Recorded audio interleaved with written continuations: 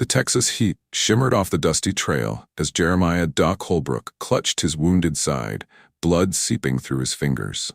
At 57, the former Army surgeon had patched up more bullet wounds than he cared to remember, but he'd never expected to be on the receiving end of one, especially not from his own son. "You're finished, old man," Marcus Hullbrook had snarled, smoke still curling from his Colt. "This territory's got no use for washed-up sawbones who shake too much to hold a scalpel steady." The accusation stung worse than the bullet. Doc's hands did shake now, not from age or drink, but from the memories that haunted him. Too many amputations without morphine, too many boys dying on his operating table during the war. The tremor had cost him his practice in San Antonio, his reputation, and now his own flesh and blood had tried to finish what shame had started. Doc's mind drifted back to the war as he stumbled forward. The screams of young men, barely more than boys, echoed in his ears. The blood-soaked tents of the field hospital, where he'd worked tirelessly for days without sleep. The faces of those he couldn't save haunted his dreams still. 15 years after Appomattox, he joined the Confederate Medical Corps not out of political conviction, but because he couldn't bear to see suffering without trying to help. That same instinct had guided his entire life, until the tremors began. Marcus had been waiting when Doc returned to their shared medical practice, gun drawn and papers ready. "I'm taking over," he'd announced. "Got myself a younger partner, someone the town can trust. You're just dead weight now, Pa." The younger partner was Dr. Elizabeth Hartwell, fresh from medical school back east, with modern ideas and steady hands. She'd stood silent in the corner as Marcus pulled the trigger, her face pale but her eyes calculating. Doc had caught a glimpse of something in her expression, not quite remorse, but perhaps uncertainty. Too late for that now. "You could have just asked me to leave," Doc had gasped, pressing his hand to the wound. "I would have gone," Marcus had sneered. "And have you drinking yourself to death in some flophouse, embarrassing the Hullbrook name? Better this way, clean break." Clean break. As if severing a father from his son, a man from his life's work, could ever be clean. Doc had staggered out the back door, while Marcus was distracted with the paperwork, determined not to die in his own surgery. Now Doc stumbled through the mesquite and prickly pear, his vision blurring from blood loss and the brutal afternoon sun.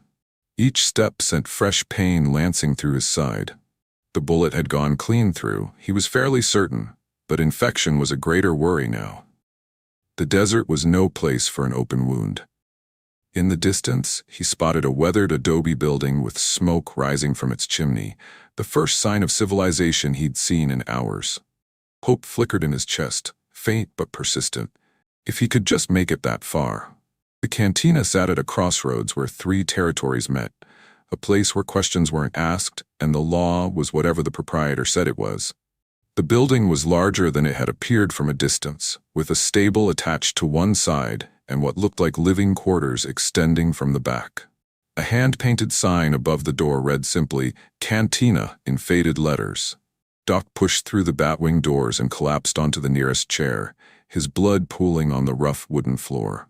The room swam before his eyes, faces blurring as conversations stopped and all eyes turned toward him. "Madre de Dios," came a woman's voice, sharp with authority. "What happened to you, viejo?" Doc looked up to see a woman in her late 40s, her black hair streaked with silver, wearing a simple dress that couldn't hide the gun belt around her waist. This was Esperanza Morales, though he wouldn't learn her name until later, a woman who'd carved out her own kingdom in this lawless corner of Texas. "Shot," Doc managed. My own son." Esperanza's dark eyes hardened. She'd seen enough family betrayals to recognize the particular pain in his voice. "Consuelo," she called to a young woman behind the bar. "Bring hot water and clean cloth. Quickly." As she examined his wound with practiced efficiency, Doc realized this wasn't the first bullet hole she'd treated. Her hands were steady, her movements confident. She cut away his blood-soaked shirt with a sharp knife, revealing the angry red wound beneath. "You're lucky," she said, probing gently. "Bullet went clean through, but you've lost a lot of blood." "You know medicine?" Doc asked, his professional curiosity momentarily overriding his pain. "I know survival," Esperanza replied grimly. Out here, you learn to patch people up or you watch them die. Sometimes both. The Cantina's patrons had returned to their drinks, though Doc noticed they kept glancing his way. This wasn't the first time they'd seen Esperanza tend to a wounded stranger, he realized. The young woman, Consuelo, returned with a basin of steaming water and clean rags. She had Esperanza's same dark eyes and proud bearing, though her face was softer, less weathered by life's hardships. Mi hija, Esperanza explained, catching Doc's questioning look. My daughter. For 3 days, Doc drifted between fever and consciousness, while Esperanza tended his wound. The infection he'd feared set in despite her careful cleaning, and for a time it seemed the bullet might accomplish what Marcus had intended after all. Doc's dreams were vivid and terrifying. Marcus standing over him with a smoking gun, Elizabeth Hartwell dissecting him while he was still alive, the faces of dead soldiers accusing him of failing them.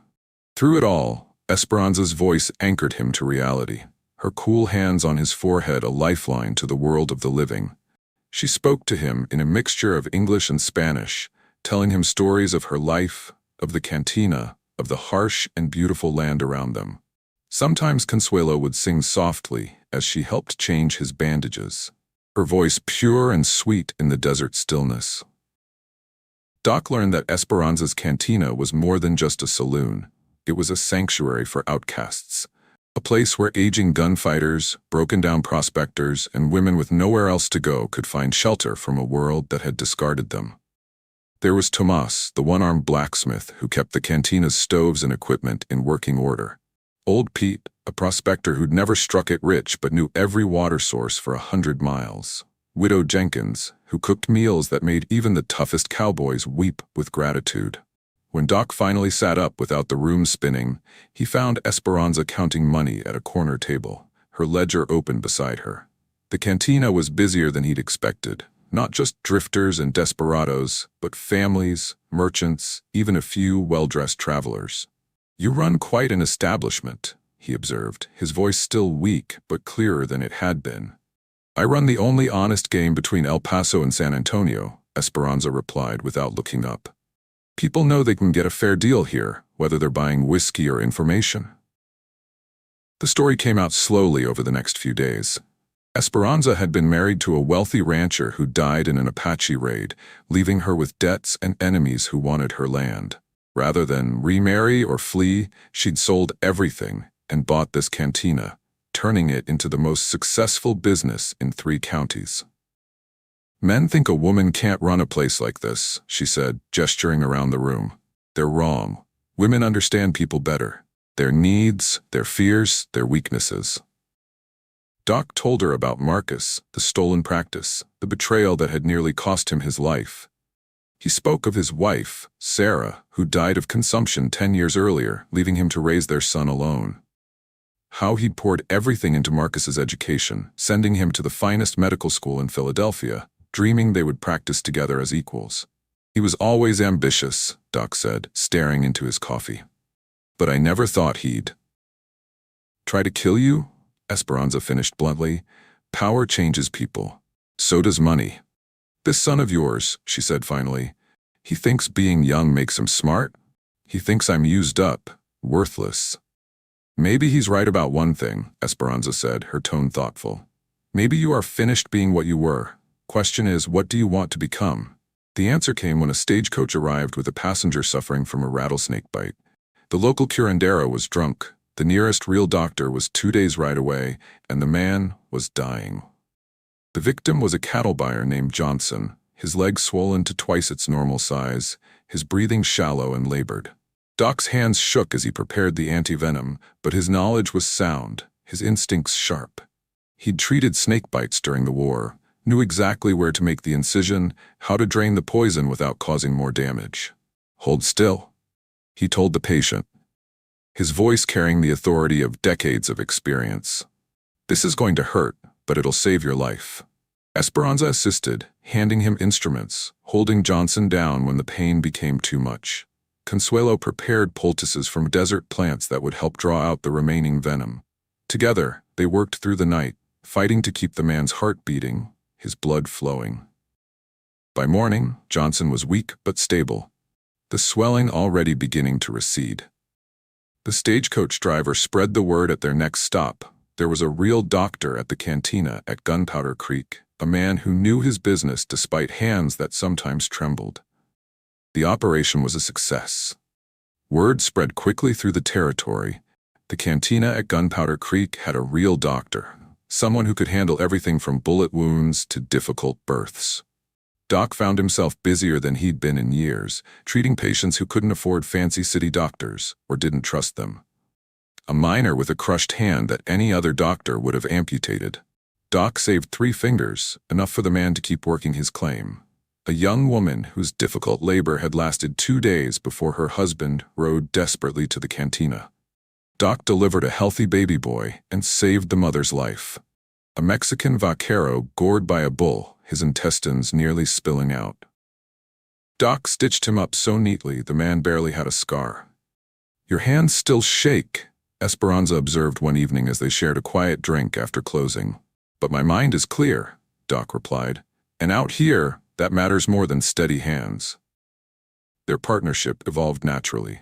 Esperanza handled the business side, negotiating fees, managing supplies, dealing with the territorial authorities who occasionally came sniffing around. Doc provided medical services that made the Cantina indispensable to the surrounding communities. More importantly, they found in each other something they'd both thought lost: companionship, respect, and the slow-burning warmth of mature love built on shared struggles and mutual admiration.